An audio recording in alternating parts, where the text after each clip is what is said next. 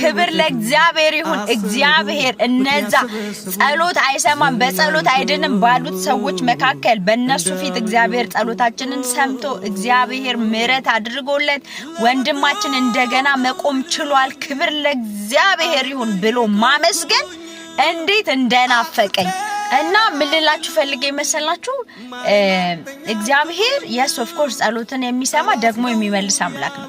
በማስተር አብነት ህይወት ውስጥ ደግሞ የወደደውና የፈቀደውን ያደርጋል። ጠላት ግን እንዳይቀድም እኛ እንጸልያለን። እግዚአብሔር እንዲቀድምለት፣ እግዚአብሔር እንዲደርስለት፣ እግዚአብሔር እንዲፈውሰው እንጸልያለን። ጸሎታችን አይቋረጥም። ምክንያቱም ይሄ ልጅ ገና ወጣት ነው። ለባለቤቱ፣ ለልጆቹ፣ ለቤተሰቡ አያጉድልባቸው። ደግሞ ገና ብዙ ስራ ይጠብቀዋል እና ጸልዩ ነው የሚለው። She call me Mr. Bombastic, send me fantastic, watching on me back she says I'm Mr. Rowe. 53 ሰዎችን 2 ሚሊዮን ብር ልንሸልም ነው። አዎ በታሪክ ለመጀመሪያ ጊዜ 53 ሰዎችን የሚያሸልም ቻሌንጅ ዋው ጁስ ይዞልን መጥቷል። ቻሌንጁም የሚሆነው ዋው ጁስን በመጠቀም አዝናኝና ክሬቲቪቲ የተሞላበት ቪዲዮ መስራት ነው። እኛም ቪዲዮቹን በመመልከት አንደኛ ለወጣ 700 ሺህ ብር፣ ሁለተኛ ለወጣ 500 ሺህ ብር፣ ሶስተኛ ለወጣ 300 ሺህ ብር እንደዚሁም 50ውን ሰዎች ለይተን ለእያንዳንዱ 10 ሺህ ብር ቪዲዮውን ሲፖስቱ #ዋው ቻሌንጅ እንደዚሁም የዋው ጁስን ፔጅ ሜንሽን ማድረግ እንዳትረሱ። መልካም እድል። አሸናፊው የሚለየው በቪውና በክሪኤቲቪቲ ነው። መልካም እድል። She call me Mr. Bombastic.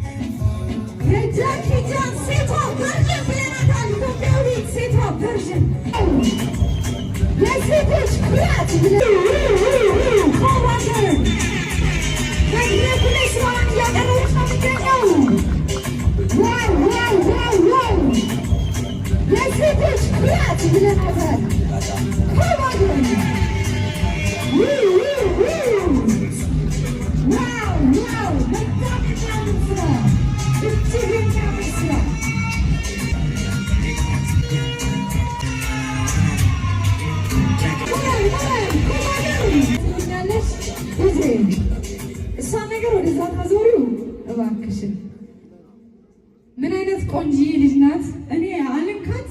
ምንድነው ግን ይሄ የሚባለው? ውሹ ነው። ያው ውሹ ማርሻላት ቅድም ግን ተናግሬያለሁ አይደለ? ሞዴልም ጭምር ነሽ ካልተሳሳትኩኝ። የ2025 ሚስ ወርልድ ኢትዮጵያ ፓጀንት ኮምፒቲሽን እስከ ቶፕ 25 ድረስ ነው ይቻላል። ሞራላን ስካሪ ለዚህ ቆንጆ ቲክቶክ ላይ ፎሎ አርጓት። እዚህ ላይ ካሳየችው ስራ በተጨማሪ ደግሞ የሚገራርም ስራ እንደዚሁም ደግሞ ስትሪት ላይ ትሰራለች። እኔ ምን ልበላት ከቃላት በላይ ሆነችብኝና አንድ ጊዜ ደብልቅ አርጋ ከሰማይ የወደቀ መላእክት ታይቷል። ቪዲዮውን ላሳያችሁ።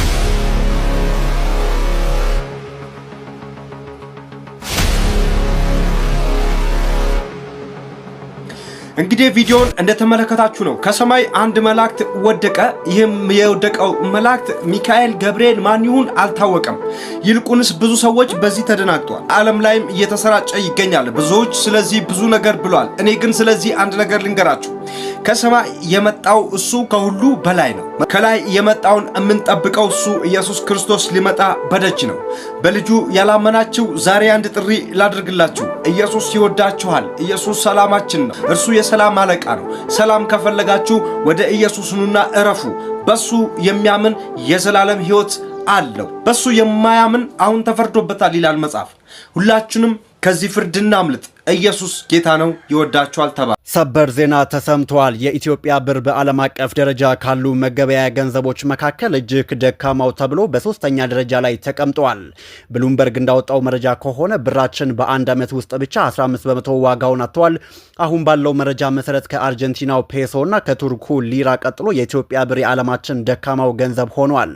ይህ የብር ዋጋ መወደድ በኑሯችሁ ላይ ምን አይነት ተጽዕኖ አሳደረባችሁ? አስተያየቶቻችሁን በኮሜንት ላይ አጋሩን። ለተጨማሪ መረጃዎች ፎሎ ማድረጋችሁን እንዳትረሱ።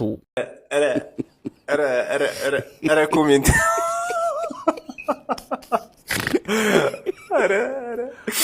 ይህን የመሰለ ኮሜንት ሳላነብላችሁ አልውልም ብዬ ነው እንጂ ጋይስ አፍኖኛልስ።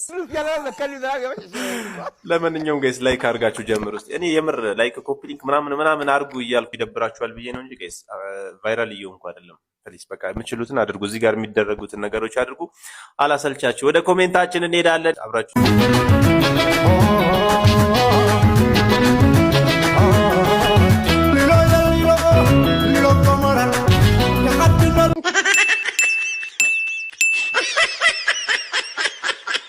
ምንድነው የተፈጠረው ብላችሁ በጣም ብዙዎቻችሁ ጠይቃችሁኛል። ምን እንደተፈጠረ ልንገራችሁ። ምናልባት ይሄ ቪዲዮ ከደረሳችሁ ላይክ እንዲሁም ደግሞ ሪፖስት እያደረጋችሁ ጀምሩ። እቺ ከምስሉ ላይ የምትመለከቷት ህፃን ልጅም እንግዲህ 14 ዓመቷ ነው። ሺማ ይባላል።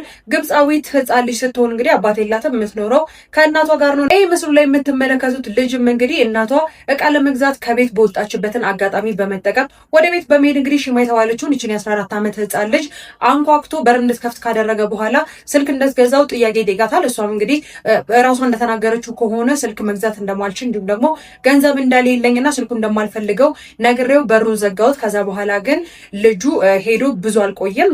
ዞር ብሎ አካባቢውን ተመልክቶ እንግዲህ ማንም ሰው እንደሌለ ካረጋገጠ በኋላ ተመልሶ ወደ ቤት በመምጣት በር በድጋሚ አንኳክቶ አስከፍቷት ህፃኗ ልጅ እንግዲህ በጣም እንደምትመለከቱት ደፍሯታል፣ ፊቷን ደብድቦታል፣ እንዲሁም ደግሞ ጉሮሯን እጁን አስገብቶ ሮሯን ጎርቶታል፣ ጆሮዋን መቷታል። አይኗን ሙሉ ለሙሉ እንደምትመለከቱት በጣም ደብድቦ እንዳታየውና እንዳትለየው አድርጎ ከደፈራት በኋላ ቀጥቅጧት ይሄዳል ማለት ነው። እቺ ልጅም በወቅቱ ጥሏት የሄደው የሞተች መስሎት ራሷን ከሳተች በኋላ ነበር ጥሏት የሄደው። ከዛ በኋላ ግን እናቷ ከተመለሰች በኋላ ይቺን ህፃን እንግዲህ እንደዚህ ሆና ታገኝታለች ማለት ነው። የህክምና እርዳታ ከተደረገላት በኋላ እናቷ እንደምትመለከቱት በሶሻል ሚዲያዎች ላይ ይዛት ወጣለች ማለት ነው። ልጅቷም እንግዲህ እጅግ በጣም በሚገርም ጥንካሬ ወጣ እየተፈጠረው ነገር በሙሉ ተናግራ በመጨረሻ እንግዲህ ልጁ በቁጥጥር ስር ውሎ በህግ ጥላ ስር እንደሚገኝ ተነግሯል። ይቺ ህፃን እንግዲህ የደረሰባት እጅግ በጣም አሰቃቂ ነገር መላው ዓለምን አስቆጥቷል፣ እንዲሁም ደግሞ ዓለምን እያነጋገረ ይገኛል።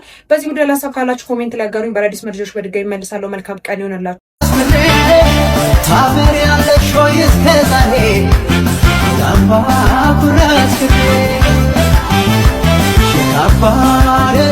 አለው መሰንቆ አለው በገና አጥም ስማ ይህንን ዜማ አለው መሰንቆ አለው